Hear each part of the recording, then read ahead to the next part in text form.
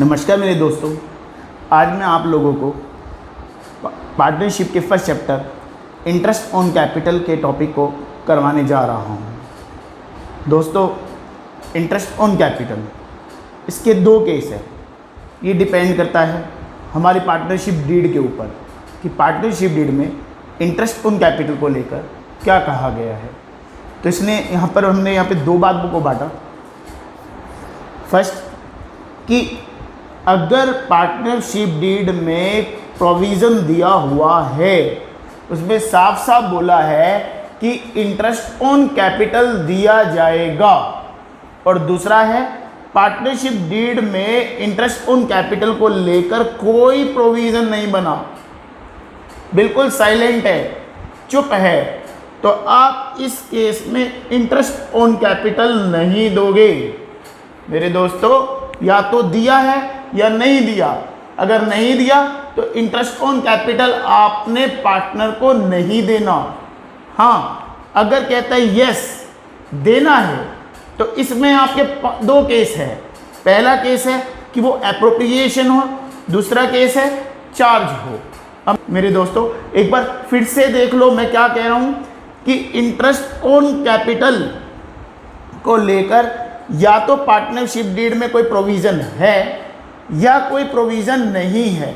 अगर कोई प्रोविज़न नहीं है, पार्टनरशिप डीड साइलेंट है, तो आप पार्टनर को इंटरेस्ट ऑन कैपिटल नहीं दोगे। ये बात सभी एप्रोप्रिएशन पे लागू होती है, इंटरेस्ट ऑन कैपिटल पे लागू नहीं होती। ये सैलरी पे भी लागू होती है, कमीशन पे भी लागू होती है कि उनको लेकर अगर मेंशन है तो दोगे, नहीं है तो नहीं दोगे। है तो इसमें भी दो केस है कि वो एप्रोप्रिएशन माना जाए या वो चार्ज माना जाए। यहां पर हम एग्जांपल ले रहे हैं कि ए और बी दो पार्टनर हैं जिनकी कैपिटल 2 लाख रुपए और 1 लाख रुपए है। केस वन में इसने क्या कहा? Partnership deed is silent. ये कह रहे हैं मेरे बच्चों, पार्टनरशिप डीड साइलेंट है इंटरेस्ट ऑन कैपिटल को लेकर। तो आपको मैंने बता दिया, जब पार्टनरशिप डीड में कुछ भी नहीं बोला तो आप पार्टनर को इंटरेस्ट नहीं देंगे।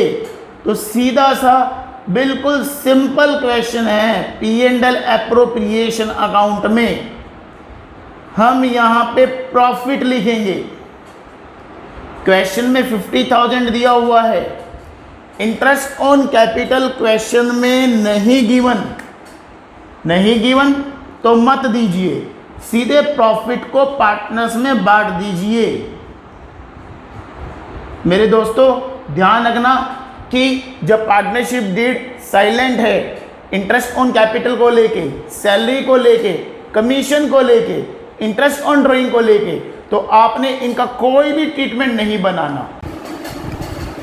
अब मैं आप लोगों को करवा रहा हूं सेकंड केस में ये कह रहा है कि interest on capital 8% per annum दे दो, मतलब कि प्रोविजन बना हुआ है, लेकिन इसने अब यहां पर कुछ नहीं बोला कि लॉस में देंगे या नहीं देंगे। तो अब आप इसको एप्रोप्रिएशन डील करके चलेंगे। जब अगर आपकी partnership deed interest on capital को क्या ट्रीट करे इसको लेकर साइलेंट है, तो आप इंटरेस्ट ऑन कैपिटल को एप्रोप्रिएशन लेकर चलिए। प्रॉफिट है तो दीजिए, लॉस है तो मत दीजिए। अब यहां पर देखिए, फर्म को लॉस हुआ है 50,000 रुपीज का, तो एप्रोप्रिएशन है, आपको मालूम है एप्रोप्रिएशन। लॉस है तो नहीं देंगे, तो इसके लिए आप अपने सिलेबस के मुताबिक प्रॉफिट एंड लॉस बना दीजिए और इसके डेबिट साइड में लिख दीजिए लॉस 50,000 का, और सीधे यहीं से पार्टनर्स में डिस्ट्रीब्यूट कर दीजिए। मैंने आपको पहला केस करवाया, पार्टनरशिप डीड साइलेंट, नहीं देंगे। मैंने आपको दूसरा केस करवाया, पार्टनरशिप डीड के अंदर प्रोविजन दिया है लेकिन इसके ट्रीटमेंट को लेके साइलेंट है, तो आप इसको एप्रोप्रिएशन मानकर चलिए। केस नंबर 3 में ये क्या कहते हैं मेरे दोस्तों, if partnership deed provides for interest on capital 8% per annum और फर्म्स प्रॉफिट है 50,000। देखो, मैंने बोला कि यहाँ पे डीड में इंटरेस्ट ऑन कैपिटल तो बोला है देना है, लेकिन मैं इसको क्या डील करूं, मैं इसको चार्ज मानूं या एप्रोप्रिएशन मानूं, इस चीज को लेकर मेरी डीड साइलेंट है। तो जो कुछ भी नहीं बोला मेरे प्यारे साथियों, आप इसको एप्रोप्रिएशन लेंगे। प्रॉफिट है तो लेंगे, देंगे, लॉस है तो नहीं देंगे इसको।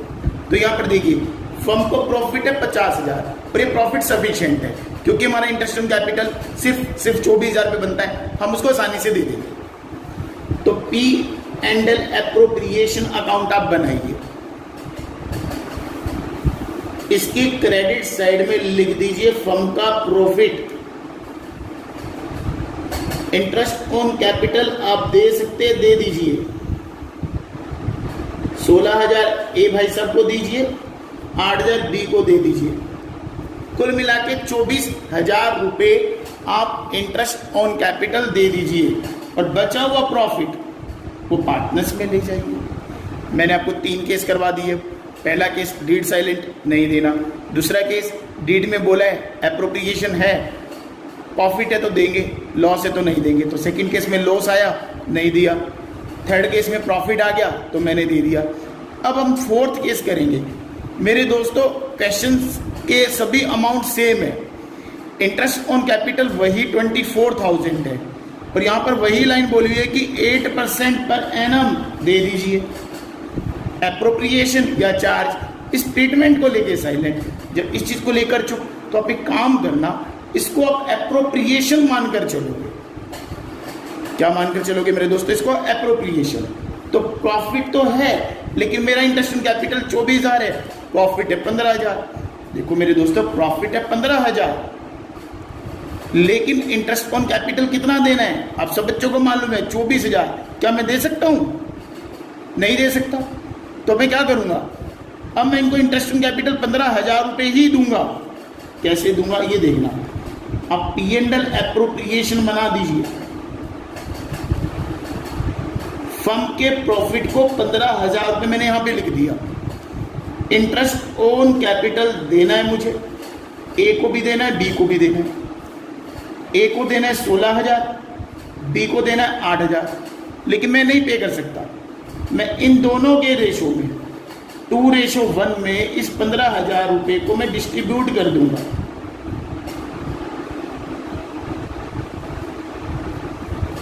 तो पहले वाले का इंटरेस्ट ऑन कैपिटल आ गया 10,000, दूसरे वाले का आ गया 15,000। मैं क्या करूंगा? जब मेरा प्रॉफिट इनसफिशिएंट है तो मैं एप्रोप्रिएशन के रेशो में प्रॉफिट को डिस्ट्रीब्यूट कर दूंगा। केस नंबर 5, वो ध्यान से देखो मेरे बेटा। केस नंबर 5 में क्या कहता है? पार्टनरशिप डीड ने बोला interest on capital 8% per annum दो। एक और बात जो इसने अब तक नहीं बोली थी वो और बोल दी, even if the firm in loss, चाहे फर्म को लॉस हो जाए। तो ये तो कह रहा है भाई ये चार्ज है, चार्ज है तो ठीक है। अब इसकी लोकेशन बदल जाएगी, अब ये पी एंड एल में जाएगा। प्रॉफिट लॉस कितना भी हो डज नॉट मैटर। 15,000 पे प्रॉफिट है, यहाँ पे लिख दीजिए। मुझे मालूम है प्रॉफिट के हिसाब से पे नहीं करता, लेकिन ये तो कह रहा है चार्ज है तो दे दो भाई। अपने के बाप की फर्म है। तो interest on capital A B 24,000 8,000 sorry 16,000 8,000 24,000 पे इंटरेस्ट ऑन कैपिटल मैंने पार्टनर्स को दे दिया।